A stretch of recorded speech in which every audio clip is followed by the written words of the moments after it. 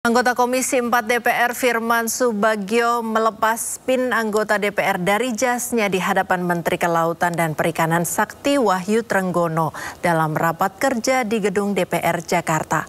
Aksi ini dilakukan Firman untuk menunjukkan rasa malunya sebagai wakil rakyat karena masalah pagar laut yang masih berlarut-larut. Kita pikirkan bersama, semua orang tahu tentang PIK itu siapa, bagaimana kekuatannya, dahsyatnya. Tapi saya minta Pak, tanamkan ayo jiwa merah putih kita. Jiwa merah kita di berada kita ini. Jangan sampai ada negara dalam negara yang semaunya sendiri mengatur pemerintahan kita. Saya selalu dengan Pak Prabowo, oleh karena saya minta kepada Komisi 4, spirit semangat Presiden kita yang begitu luar biasa, harus kita dukung dari DPR ini. Jangan sampai DPR ini dianggap sebagai atau dicap sebagai lembaga stempel. Kami sudah terjun kemarin, ternyata tidak cukup hanya pagar misterius di tengah laut. Saya kebetulan ditugasi untuk di wilayah sebelah. Lebih terkejut lagi ini, ada 1063 hektar mangrove yang di ruang laut juga akan diturunkan statusnya, dan kemudian juga nanti ujung-ujungnya akan disertifikatkan untuk pariwisata. Padahal jelas-jelas dalam PSN itu, wisata itu diperbolehkan tapi tidak boleh dijadikan tempat tinggal. Ini nanti kita bahas dengan Menteri Perhutanan nanti siang. Nah, oleh karena itu Pak Menteri, sekarang ini rakyat sudah menunggu. Rakyat ini menunggu apa endingnya. Jangan sampai rapat hari ini hanya merupakan anti klimaks.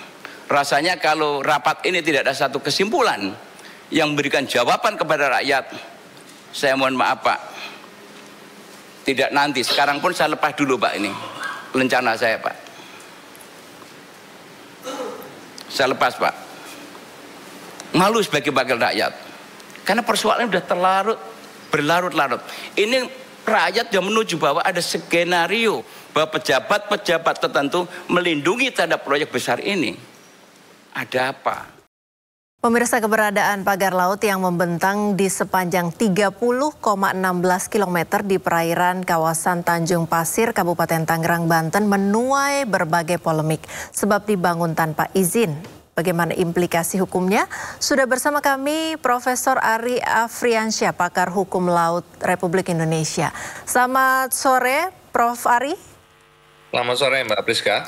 Ya, Prof. Ari, tadi sebelum dialog sejenak kita sempat saksikan pelepasan PIN dari anggota DPR Firman Subagio sebagai tanda bahwa malu sebagai wakil rakyat. Urusan pagar laut ini berlarut-larut. Menurut Prof bagaimana?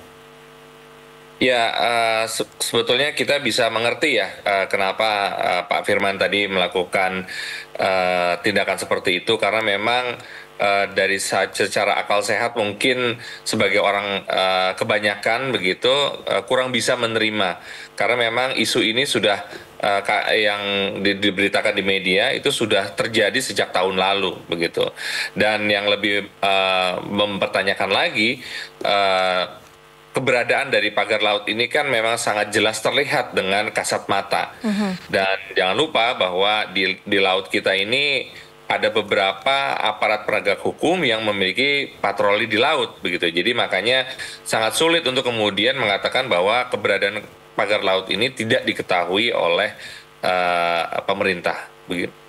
Kalau dari Prof. Ari sendiri, apa respon atau yang Anda pikirkan begitu mendengar tentang berita ini?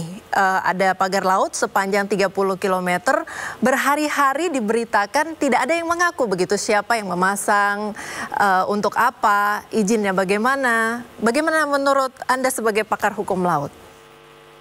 Baik, terima kasih Mbak. Jadi memang kehidupan bernegara ini kan memang semua ada aturan hukumnya ya, dan kita berada di Republik Indonesia ini semua ada segala aturannya, termasuk kemudian beraktivitas di darat maupun di laut begitu ya. Nah, inilah yang kemudian kita bisa ketahui bahwa ketika orang, katakanlah ya, memiliki suatu kegiatan yang memang secara hukum itu tidak bertentangan atau sesuai aturan hukum, pasti kita tidak akan merasa risih atau kemudian takut untuk mengungkapkan jati diri kita karena kita sesuai dengan aturan hukum begitu. Nah, sekarang kalau misalnya sudah ada kejadian seperti ini dan kemudian pemerintah sampai harus kemudian memanggil siapa pihak-pihak yang bertanggung jawab, terus kemudian tidak ada yang muncul ya. Nah, ini kan menimbulkan pertanyaan ya. Tentu pertanyaan besarnya adalah kemungkinan besar ada pelanggaran hukum begitu. Tapi kita sebagai rakyat Indonesia tentu harus menyerahkan ini kepada pihak yang berwajib karena pemerintah yang berwajib lah yang kemudian harus kemudian menerangkan dan menyelidiki ada apa sebetulnya. Apakah memang ada pelanggaran aturan? Kalau ada aturan yang mana ya, dan kemudian diproses hukum ya. Jangan sampai dibuat berlarut-larut seperti ini. Baik, kita akan lanjutkan soal hukum tadi, aturan hukum dan juga proses hukumnya setelah informasi yang berikut ini. Anggota Komisi 4 DPR Arif Rahman menyayangkan sikap lambat Kementerian Kelautan dan Perikanan dalam menyikapi temuan pagar laut di Tangerang. Ia juga mempertanyakan fungsi pengawasan KKP terhadap pemagaran pagar laut. Kita harus melakukan satu edukasi di tengah situasi zamannya broadband seperti sekarang ini. Kalau kita tidak melakukan edukasi, akibatnya seolah-olah kita yang salah. Contoh misalnya kemarin itu ketika tersiar soal ada HGB atau sertifikat HGB, yang disalahkan tuh Menteri KKP, seolah-olah Menteri KKP yang mengkapleng-kapleng, padahal tidak seperti itu gitu ya. Bahkan kami pun baru tahu setelah diumumkan oleh Menteri ATR. Tapi yang pasti yang kami ketahui berdasarkan undang-undang memang tidak boleh ada penerbitan sertifikat di laut kecuali untuk suku tertentu. Salah satu contoh adalah suku Bajo. Dan itu pun sebelum diterbitkan oleh ATR BPN harus diterbitkan dulu KKPRL. Jadi seperti itu. Nah, kemudian soal yang di Bekasi, kan di Bekasi sama juga, tidak memiliki. Jadi segala sesuatu yang tidak memiliki izin, kalau dia memiliki izin lokal seperti HGB dan sebagainya, itu adalah di darat. Begitu dia mulai masuk ke ruang laut, dia harus mengajukan izin KKPRL ke pemerintah pusat, dalam hal ini adalah Kementerian Kelautan Perikanan. Apabila itu tidak ada, pasti kemudian akan kita lakukan tindakan penyegelan dan kemudian kita usut sesuai dengan koridor tadi, denda administratif dan lain sebagainya. Kita tidak bisa masuk ke ruang yang lebih jauh. Ini semoga sudah bisa menjawab. Interupsi Ibu Pimpinan Arif Rahman, Nasdem.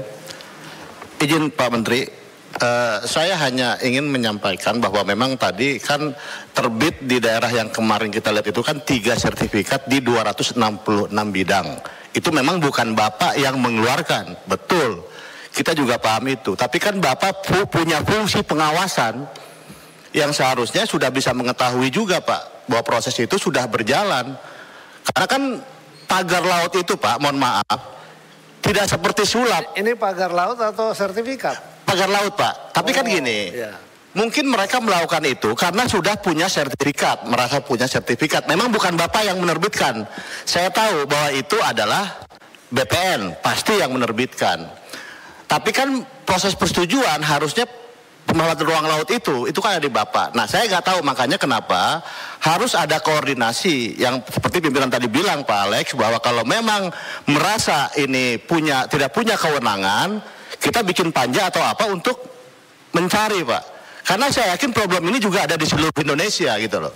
Nah, ini yang perlu, jangan sampai Bapak setelah ini akan capek klarifikasi masalah pagar-pagar ini Pak. Karena ini tiba-tiba habis dicek muncul di Surabaya. Nanti habis ini di Makassar pasti ada. Ini akan selalu muncul. Nah, saya hanya mempertanyakan bagaimana koordinasinya, karena bagaimanapun yang ada HGB-nya itu di wilayah Bapak, laut Pak. Pokoknya urusan air asin itu di Bapak lah, gitu kan. Dan HGB itu adanya di wilayah Bapak. Nah, bagaimana fungsi pengawasan Bapak pada saat pagar laut itu ada dan Bapak secara keseluruhan kementerian ini tidak menyikapi secara awal gitu Pak. Itu yang saya maksud, fungsi pengawasan Bapak terhadap pagar-pagar laut itu yang ada gitu loh. Jadi saya juga paham bahwa ini adalah tugas dan wewenang dari BPN untuk mengeluarkan HGB. Kalau memang Bapak ada kesulitan untuk itu, sampaikan ke kita. Kita akan merekomendasikan untuk melakukan panja supaya bisa berkoordinasi dengan BPN dan yang lainnya. Apalagi Bapak juga kan, misalkan ada Pol Airut di sana, ada Angkatan Laut di sana kan bersama-sama Bapak. Nah ini yang harus saya jelaskan. Mungkin itu Pak. Terima kasih Pak Menteri, mohon maaf. Terima kasih Bu Pimpinan. Ya, kembali lagi di dialog tentang pagar laut. Prof. Ari masih bersama kami? Ya. Ya, Prof, bagaimana tanggapan Prof. Ari tentang jawaban atau respon dari Menteri Kelautan dalam rapat dengan Komisi 4 DPR tadi? Iya, di sini saya melihat bahwa rakyat ya itu sangat menunggu kejujuran dari pemerintah begitu. Seperti yang disampaikan oleh Bapak anggota DPR tadi ya, ini memang bukan KKP yang mengeluarkan HGB, tapi dipermasalahkan adalah pengawasannya. Seperti yang saya sampaikan tadi ya, di Indonesia itu ada 6 kementerian lembaga yang memiliki kapal patroli di laut ya.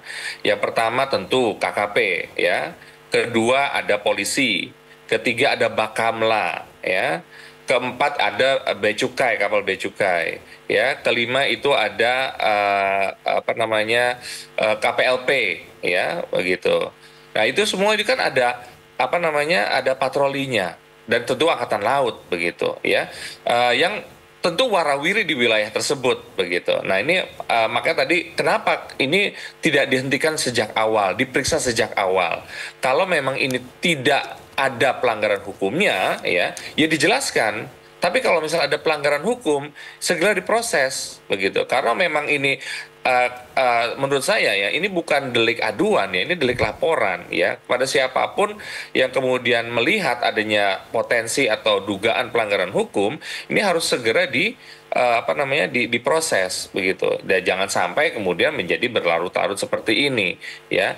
Artinya kejujuran pemerintah kita sangat harapkan. Kalau memang ada kesalahan, mari kita perbaiki, begitu. Artinya semua pelanggar aturan ya harus dikembalikan seperti semula, dan pemerintah dalam hal ini sebagai penguasa laut ya, penguasa yang memang wilayah yang tidak bisa dimiliki oleh perorangan atau kelompok, itu yang penting, Mbak. Baik, Prof. Ari, apakah Anda melihat adanya saling bantah atau saling tuding begitu? Siapa yang bertanggung jawab antara 6 kementerian dan lembaga yang tadi Anda sebutkan punya kapal patroli dan juga punya kegiatan untuk kewenangan untuk mengawasi hal-hal yang terjadi di laut? Ya, inilah yang kemudian ya dengan segala hormat ya dengan kabinet Bapak Presiden Prabowo yang sekarang ya, ketika saya melihat bahwa tidak ada lagi kementerian koordinator bidang kemaritiman ya, ini yang kemudian menurut saya kemunduran ya. Karena apa? Kita sudah mengetahui bahwa negara kita itu lebih banyak lautnya. Ya, dan sedangkan koordinasi seperti ini itu akan sangat luar biasa sekarang, yang lalu dan yang akan datang, begitu. Nah, artinya sektoral seperti ini memang wajar kalau terdapat suatu perbedaan, suatu kemudian adanya tumpang tindih kewenangan dan sejalannya ya. Tapi kemudian kalau ada kementerian koordinator khusus untuk kemaritiman ya, saya cukup melihat ada manfaatnya di masa pemerintahan sebelumnya. Nah, sekarang kita lihat apakah kemudian kementerian koordinator yang katakanlah menggantikan ya tugas dari Kemenko Maritim itu bisa menangani tadi saling bantah, saling lempar segala macam di antara kementerian lembaga ini ya. Sekali lagi mudah-mudahan pemerintah bisa jujur untuk kemudian mengungkap ya di mana kurangnya pemerintah. Artinya kita rakyat bisa mengerti lah kalau memang ada kekurangan, tapi kekurangan ini harus segera kemudian diperbaiki Apakah termasuk untuk menjembatani antara kementerian yang saat ini menjabat dengan kementerian yang sebelumnya yang mungkin mengeluarkan izin untuk aktivitas pemagaran laut ini?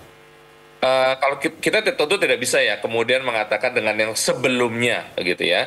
Nah, artinya yang sebelumnya kan sudah selesai. Namun, nah ini yang perlu kita harus hati-hati dalam menyampaikan pendapat atau kemudian pernyataan ya, tanpa ada dasar-dasar yang kuat ya.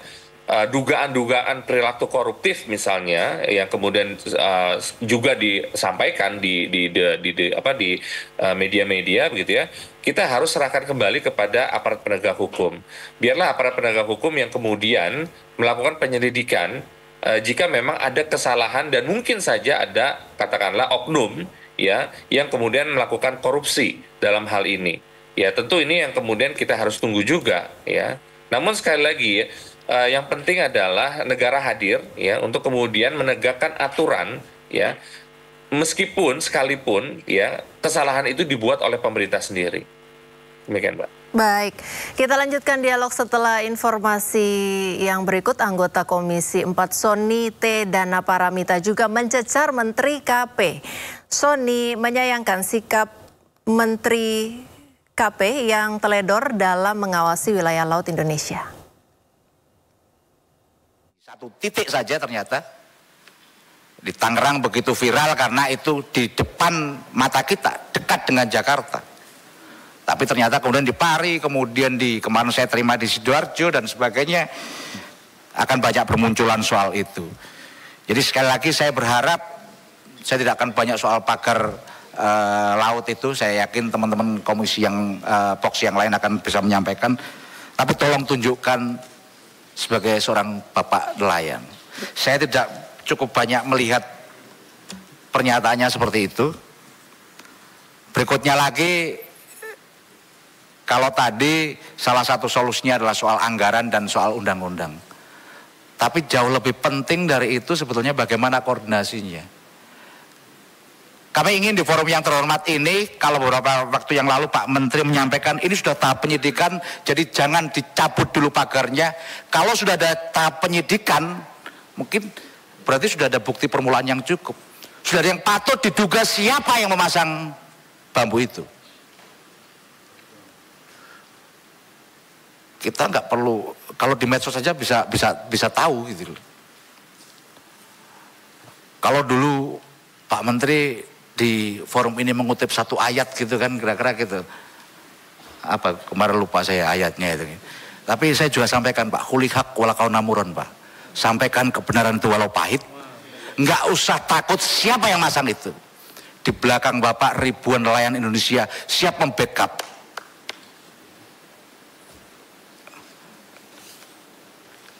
Di masa kayak gini keberanian adalah kemewahan Pak. Jadi kalau kita masih tarik ulur, saya nggak tahu, perlu ada argumentasi. Masa tiba-tiba yang nyabut belum apa angkatan laut, Bapak pernyataan berikutnya salah, kayak gitu kan kita ngeri Pak. Masyarakat lihat ini gimana instrumen negara dua-duanya bisa berbeda. Ribuan bambu kayak gitu di sebelah situ mungkin ada Pol Airut, masa sih nggak tahu kalau ditanya. Saya pengen tahu apakah pernah ada forum yang untuk mempertanyakan itu. Sekarang bahkan kalau di media kita bisa lihat yang namanya penerima SGHB itu direksinya direksinya kemudian komisarnya siapa saja, kita tinggal ratusan kali penyegelan itu tidak hanya di sini, di seluruh Indonesia kita lakukan. Yang kalau tidak salah ada 196 kasus yang kita lakukan. Cuma tidak terberitakan seperti ini karena mungkin tidak terlalu menarik. Ada misalnya di Batam itu reklamasi yang menghancurkan hutan mangrove. Itu juga kita tindak, kita segel dan padahal sudah ada KKPRL-nya tapi tidak sesuai begitu. Nah, kita tidak bisa kemana-mana. Misalnya contoh begini, tiba-tiba lalu kemudian tiba-tiba dibongkar misalnya begitu. Ya, kembali dalam dialog pemirsa, Prof. Ari masih bersama kami. Iya, Mbak Priska. Ya, Prof. Ari, apakah Anda melihat pemerintah bisa menyeret pihak pemasang pagar laut dan juga pemberi izinnya? Kalau yang memasang pagar laut, kalau memang dia bersalah dan kemudian melanggar aturan hukum, ya. Tapi kemudian yang memberikan izin, nah ini memberikan izin pasti pemerintah kan, ya. Tentu bukan pemerintah sebagai organisasi penjalan kenegaraan ini, tapi oknum, ya. Oknum yang kemudian berkelindan dengan pelaku kejahatan, dengan katakanlah ada kejadian untuk memperkaya diri sendiri, nah itu baru bisa diseret. Namun sekali lagi ya, kita harus kemudian ikut mengawasi ya aparat penegak hukum untuk kemudian melakukan penyelidikan dan penyidikan. Ya, kalau tadi disampaikan oleh anggota DPR ada bukti permulaan yang cukup. Nah ini yang kita tunggu dari pemerintah ya. Apakah memang demikian? Ya, kalau memang demikian ya kita harus segera mendorong pemerintah untuk melakukan proses hukum. Nah ini yang kemudian tadi yang saya sampaikan. Kita sangat menunggu dari kejujuran pemerintah. Sampai mana? Kalau tadi ada katakanlah perbedaan di antara sektor ya, kementerian atau lembaga, sekali lagi saya sampaikan itu adalah satu hal yang wajar dalam menjalani roda kenegaraan ini ya. Dalam proses penegakan hukum ya terkadang terkait ada perbedaan interpretasi, perbedaan mungkin bagaimana menjalankan aturannya masing-masing. Nah, itu semua bisa diatasi dengan adanya kementerian koordinator yang khusus ya. Nah, ini pertanyaan saya dari kemarin belum muncul ini ya, kementerian koordinator yang kemudian bisa menengahi perbedaan-perbedaan ini. Nah, sekali lagi kalau memang itu sudah bisa dikoordinasikan dan kemudian ada tadi katakanlah bukti yang cukup ya, yang kemudian diduga adanya pelanggaran hukum, siapapun itu, siapapun ya, baik perorangan, perusahaan atau bahkan oknum yang ada dari pemerintah, itu harus segera diproses hukum tanpa kecuali. Baik, tapi kalau Anda sendiri melihat apa saja hukum atau aturan yang dilanggar dalam hal ini pemasangan pagar laut khususnya di Tangerang, apa sanksinya dan bagaimana sebenarnya aturannya harusnya ditegakkan? Ya, itu paling tidak ada satu undang-undang yang sangat langsung ya, itu di Undang-Undang Pengelolaan Wilayah Pesisir dan Pulau Kecil ya. Di sana memang ada ancaman pidana ya jika ada orang atau kelompok yang memanfaatkan ya ruang laut tanpa ya izin lokasi atau izin yang sesuai dengan undang-undang itu dapat dipidana begitu. Nah itu yang kemudian perlu ditindaklanjuti oleh aparat penegak hukum karena memang sejatinya ya untuk kemudian sertifikasi atas tanah yang ada di laut ya, sekarang entah itu tanah timbul, entah itu kemudian tanah hasil reklamasi ya, memang bisa diberikan hak pengelolaannya. Tapi tanah itu ada dulu ya, tanah itu ada dulu. Nah tanah itu bisa muncul ya, itu setelah ada izin tadi yang diberikan oleh KKP. Nah sekarang kan tanahnya belum ada ya, kemudian sertifikat HGB-nya sudah keluar. Nah ini yang tidak mungkin ya. Bahwa ada sertifikat hak guna bangunan yang kemudian muncul tanpa ada fisik tanahnya. Itu dari disampaikan oleh Pak Menteri, ini tidak ada izin KKPRL-nya. Demikian, Mbak. Baik, dalam RDP tadi, Prof, Omnibus Law sempat ada pembicaraan tentang Omnibus Law untuk Undang-Undang Kelautan. Apakah menurut Anda perlu?